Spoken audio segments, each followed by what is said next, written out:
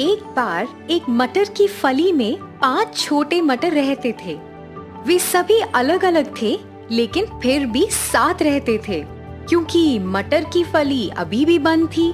वे सूर्य की किरणों को सहन करने के लिए अभी बहुत छोटे थे।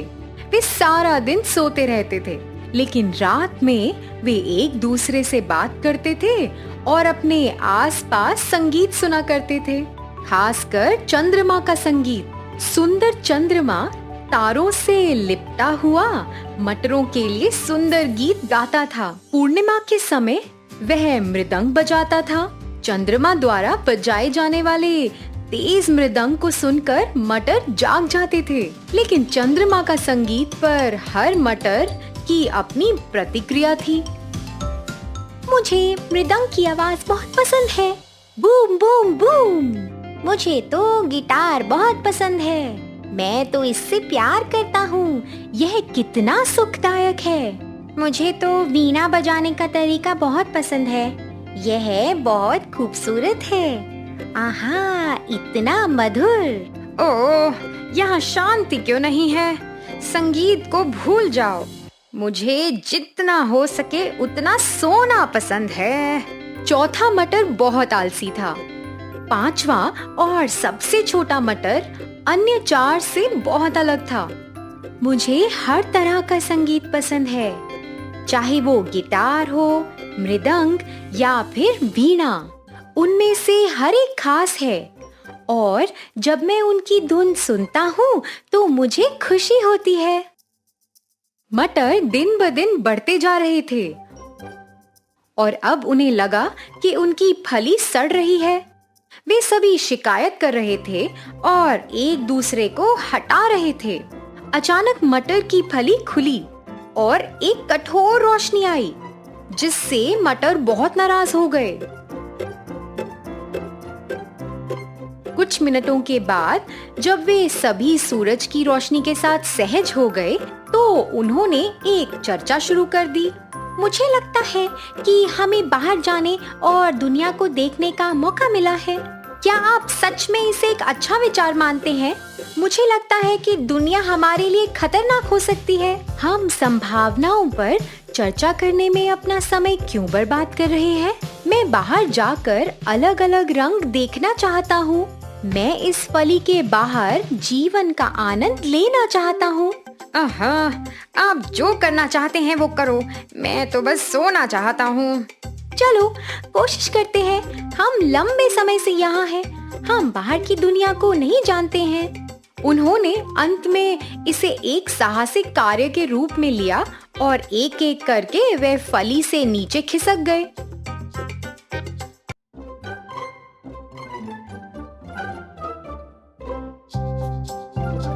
वे सभी मटर के ढेर पर उतरे। वाह, वो तो कितना सुंदर है। अरे देखो, हम जमीन से इतनी ऊंची एक शाखा पर बैठे हैं। जैसा कि वे नई दुनिया के बारे में बात कर रहे थे, वे देख रहे थे कि एक लड़का उन्हें देख रहा है।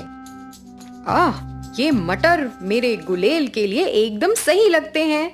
मुझे उन्हें भी उठाना चाहिए। लड़के ने एक एक कर सभी को उठाया। पहला मटर आकाश में बहुत दूर उड़ा। दूसरे मटर तो उसे देख भी नहीं पाए। ओह, मैं मरने जा रहा हूँ। फिर लड़के ने अपनी गुलेल के साथ दूसरा, तीसरा और चौथे मटर को एक एक करके दूर फेंका। मटर चीख रहे थे, जैसे वे जाने कहां उड़ रहे हो। फिर सबसे छोटा मटर उड़ा। वाह, मैं तितली की तरह बादलों में उड़ रहा हूँ। मुझे एक ऐसी जगह ले चलो जहां मैं महान जीवन जी सकूं। सबसे छोटा मटर एक खिड़की पर उतरा। जैसे ही उसने खिड़की से झांका, उसने देखा कि एक छोटी लड़की बिस्तर पर सो रही है। वे अस्वस्थ थी और लगातार खांसी कर रही थी। उसकी माँ उसे खाने के लिए कह रही थी, मेरी बेटी, कुछ खाने की कोशिश करो, ये तुम्हें बीमारी से लड़ने की ताकत देगा। मुझे माफ कर दो माँ, मुझे खाने का मन नहीं कर रहा। अगर तुम नहीं खाओगी तो कैसे मजबूत और स्वस्थ बनोगी? मटर ने देखा कि माँ छोटी लड़की को खिलाने की कोशिश कर रही थी, लेकिन लड़की खाने के लिए बहुत बीमार थी। लड़की के लिए माँ बहुत चिंतित लग रही थी। रात में जब लड़की सो गई तो मटर ने लड़की की माँ और उसके लिए प्रार्थना की और वह उनके लिए बहुत दुखी भी हुआ। वह मदद करना चाहता था। देर रात मटर ने खिड़की के माध्यम से कमरे में प्रवेश किया। चंद्रमा की रोशनी के साथ मटर ने लड़की के लिए मृदंग के साथ एक गीत गाया। अरे वहाँ कौन है? मुझे अभी कुछ आवाज सुनाई दे रही है। ये मैं हूँ, मैं यहाँ खिड़की में हूँ। अरे क्या तुम बोल रहे हो? मैंने पहले कभी मटर बोलते हुए नहीं देखा। मैं गा भी सकता हूँ। मैं आपके लिए चंद्रमा के मृदंग के साथ एक गीत गा रहा था। क्या? चांद का मृदंग?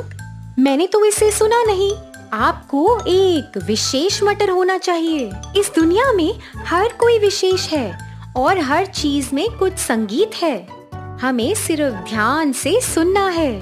आपके कहने का ये मतलब है कि मैं चांद का मृदंग सुन सकती हूँ? इस दुनिया में सब कुछ संभव है यदि आप विश्वास करते हो। ओह हाँ, मुझे लगता है कि अब चंद्रमा के मृदंग को सुन सकती हूँ मैं। लेकिन एक चीज है जो मेरे लिए संभव नहीं है। वो क्या है? मैं इस बीमारी से ठीक नहीं हो पाऊंगी। ओह, ऐसा मत कहो कि क्या होगा। अगर मैं एक मटर के अलावा कुछ और बन सकूं तो तब आप फिर से बेहतर बन सकते हैं। लेकिन आप केवल एक मटर हैं। आप और क्या बन सकते हैं? खुद पर विश्वास रखें और आप कुछ भी कर सकते हैं। अगर मैं कुछ और बन जाऊं तो क्या आप मानेंगे कि आप ठीक हो सकते हो? हाँ ठीक है। सुबह जब लड़की जाग गई तो उसे मटर के साथ बातचीत याद आई। वह खिड़की के पास मटर को तलाश रही थी, लेकिन वो तो वहाँ नहीं था। ये कितना सुंदर है। जैसा कि मटर ने कहा, क्या मैं ये नहीं मान सकती कि मैं ठीक हो सकती हूँ? मुझे लगता है कि मैं बेहतर हो जाऊंगी। इसी बीच सबसे छोटा मटर उसे प्रेरित करना चाहता था। वह खिड़की के बाहर रहा और कुछ दिनों तक धूल में लिपटा रहा। बाद में जब सर्दी आ गई तो धूल ने उसे बर्फ से बचने में मदद की। हर दिन वह खुद को अपने लक्ष्य की ओर धकेल रहा था। अगर मैं कुछ और दिनों तक अपनी इन परिस्थितियों से गुजरता रहा तो मुझे लगता है कि मैं अपना लक्ष्य हासिल कर सकता हूँ और छोटी लड़की से भी अपना वादा निभा सकता हूँ। सबसे मजबूत मटर सर्दियों के दौरान अपनी इच्छा शक्ति से बच गया। मौसम बदल गया और छोटा मटर तो अब खिल गया। वह कुछ शाखाओं और सुंदर फूलों के एक जोड़े के साथ एक पौधे में बदल गया। एक दिन लड़की की माँ ने खिड़की के बाहर उस सुंदर मटर के पौधे को देखा। देखो मेरी बेटी, ये हमारी खिड़की पर एक मटर है। अरे वाह, इसने अपना वादा निभा लिया माँ। क्या? कैसा वादा? माँ, ये मटर जो अब खिल चुका है और एक दूसरे रूप में तब्दील हो गया है। अब मुझे विश्वास है कि मैं ठीक हो सकती हूँ। अगर कोई मटर अपना जीवन बदल सकता है तो मैं क्यों नहीं बदल सकती? हाँ हाँ मेरे बच्चे, बेशक आप जल्दी बेहतर होंगी। लड़की मटर के पौधे को देखकर मुस्कुराई। उसकी माँ ने उस पौधे को धन्यवाद दिया और हर दिन उसकी अच्छी देखभाल की।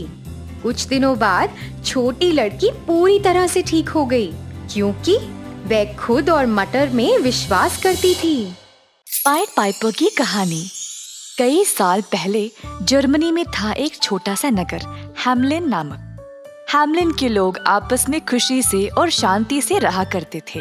वहाँ की फसल भी अच्छी खासी थी और लोग तरक्की में थे। सुबह से शाम तक लोग गाने और मनोरंजन में मग्न रहते थे। परंतु एक दिन सब कुछ बदल गया। शहर में एक बहुत बड़ी मुसीबत छा गई, चूहों की। सारा शहर हजारों चूहों से भर गया। घरों में, विश्रामालयों में, स्कूलों में, हर एक गली में जहां देखो सिर्फ चूहे। लोगों को जल्द इस समस्या का हल निकालना था। शहर के नागरिक इन चूहों की वजह से बीमार पड़ने लगे। खाना पानी सब भ्रष्ट होने लगा। शहर के मेयर साहब ने कई बैठकों का प्रबंध भी किया इस समस्या के बारे में चर्चा करने के लिए। पहले सबने सोचा कि बिल्लियां इन चूहों को भगा निकालेंगी, तो लोगों ने बिल्लियां लाई और हर जगह छोड़ दी। पर इससे भी कुछ नहीं हुआ, क्योंकि चूहों की आबादी बहुत ही ज्यादा थी। सब लोग परेशान थे और मदद के लिए बेकरार।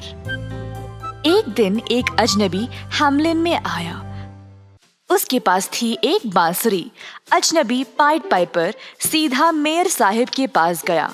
अजनबी ने मेयर से बोला, जर्मनी के हर एक कोने में पता है कि हैम्लिन के शहर में चूहों की बहुत बड़ी समस्या हो गई है। मैं आप लोगों को इन चूहों से छुटकारा दिला सकता हूँ, तो मेरा इनाम क्या होगा? एक क्षण के लिए तो मेयर हैरान रह गया कि अचानक से कोई अजनबी उनकी दफ्तर में आकर बोल रहा है कि वह शहर के सारे चूहों को भगा देगा।